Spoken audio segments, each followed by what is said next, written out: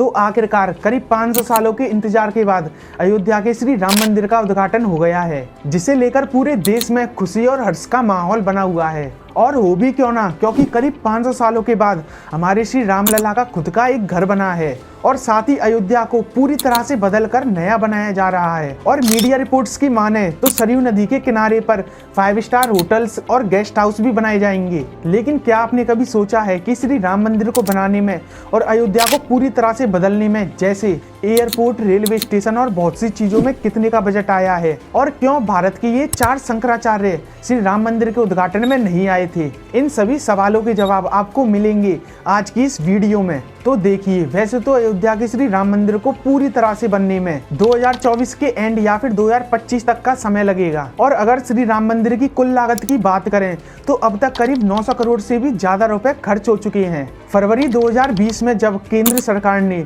राम मंदिर के निर्माण के लिए तीर्थ क्षेत्र ट्रस्ट की घोषणा की थी, तब से लेकर अब तक कुल मिलाकर श्री राम मंदिर के निर्माण के लिए 3200 से 3500 करोड़ रुपए तक का दान मिला है। और इसीलिए श्री राम मंदिर के बनने का पूरा बजट 1800 से 2000 करोड़ रुपए का बताया जा रहा है, जिसमें कंस्ट्रक्शन मटेरियल, मशीनरी और लेबर वर्क और कई छोटे बड़े कॉस्ट भी शामिल हैं। और अगर सिर्फ और सिर्फ मंदिर की बात करें तो अकेले मंदिर की लागत करीब 550 करोड़ रुपए बताई जा रही है। लेकिन अभी ये फाइनल जवाब नहीं है, क्योंकि निर्माण के दौरान ये नंबर बढ़ भी सकता है। और बढ़े भी क्यों ना, क्योंकि अयोध्या डेवलपमेंट अथॉरिटी का कहना है कि श्री राम मंदिर उद्घाटन के बाद अयोध्या में रोजाना 4 से 5 लाख लोगों के आने की उम्मीद है। चलिए, यहाँ तक तो सब ठीक चल रहा है। लेकिन जहाँ पूरे देश में खुशी और हर्ष का माहौल है, तो वहीं दूसरी तरफ अपोजिट पार्टियां श्री राम मंदिर के उद्घाटन में आने का विरोध कर रही थी। चलो, ये तो पॉलिटिक्स है तो कोई बात नहीं, लेकिन बड़ी बात तो ये है कि देश के 4 बड़े शंकराचार्य गुरुओं ने भी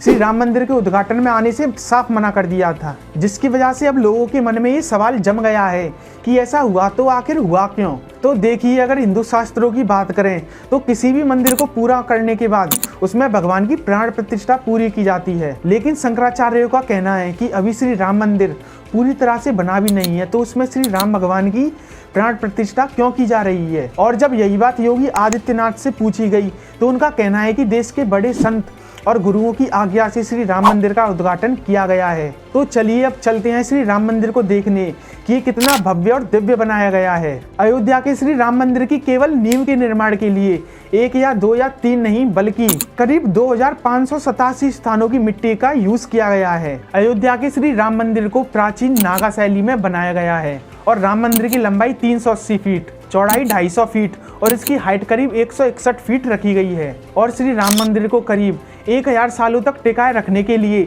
इसमें किसी भी तरह के लोहे या स्टील का यूज नहीं किया गया है, क्योंकि लोहे या स्टील की चीज आगे चलकर जंग लगने की वजह से बेकार और डैमेज हो जाती हैं। इसी वजह से श्री राम मंदिर को राजस्थान के फेमस मकराना पत्थर से बनाया गया है। और अगर श्री राम मंदिर की पूरी जगह की बात करें तो ये पूरा मंदिर करीब 70 एकड़ में फैला हुआ है, जिसमें 2.77 एकड़ में केवल मंदिर का निर्माण किया गया है। और करीब 32 सीढ़ियां चढ़कर सिंह द्वार से मंदिर में श्रद्धालु प्रवेश कर सकेंगे। और श्री राम मंदिर के गर्भगृह में जहाँ रामलला विराजमान किए गए हैं, उसकी ऊंचाई 12 फीट और चौड़ाई करीब 8 फीट रखी गई है। और पूरे मंदिर में करीब 46 दरवाजे हैं, जिनमें से 42 दरवाजों पर सोने की परत चढ़ाई गई है। अयोध्या में बनकर तैयार हुए श्री राम मंदिर में करीब 5 मंडप बनाए गए हैं, जो नृत्य मंडप, रंग मंडप, सभा मंडप, कीर्तन मंडप और प्रार्थना मंडप हैं। अयोध्या के पूरे श्री राम मंदिर को 3 मंजिलों में बनाया गया है, जिसमें हर मंजिल की हाइट करीब 20 फीट रखी गई है। और तो और श्री राम मंदिर में कुल 392 खंभे बनाए गए हैं, जिनमें से हर खंभे पर देवी देवताओं और देवांगनाओं की मूर्तियां बनाई गई हैं। तो कुछ इस प्रकार बनाया गया है अयोध्या में